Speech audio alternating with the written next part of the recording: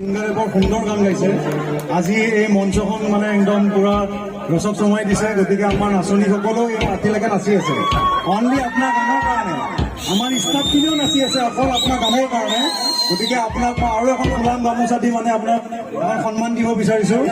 তো কাইণ্ডলি এখন গামোচা যাতে মোৰ ওচৰলৈ লৈ আহে। ধন্যবাদ।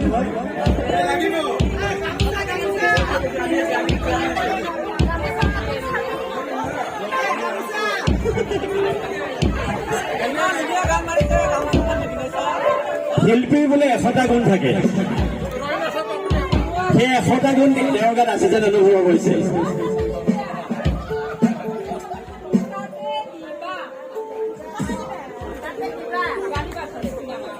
মই সংগীত শিল্পীগৰাকীৰ পিতৃকো এই মঞ্চলৈ নিমন্ত্ৰণ জনাইছো। যি পিতৃৰ সুযোগ্য সন্তানে আজি সকলোকে মনে প্ৰাণে আপ্লুত কৰিব বিচাৰিছে, মই তেখেতৰ পিতৃকো মঞ্চত বিচাৰিছো।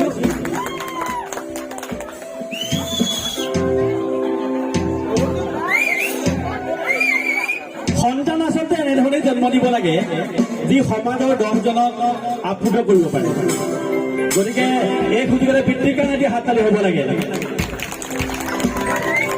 চাওক, পঢ়া শুনা কৰি এডুকেশ্যন লোৱা ডাঙৰ কথা নহয়, সামাজিকভাৱে ছ'চিয়েলি কোনো এডুকেটেড ডাঙৰ কথা।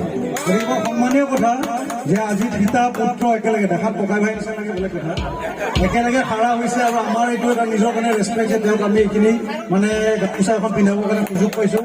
বহুত ভাল লাগিছে দেই আপোনালোক অহাৰ কাৰণে। থেংকছ এ লট। এয়া DPM ছাৰে তেখেতৰ পিতৃক এখন ফুলাম গামোচা আদৰণি জনাইছে। এয়া আমাৰ সংগীত শিল্পীগৰাকী আমাৰ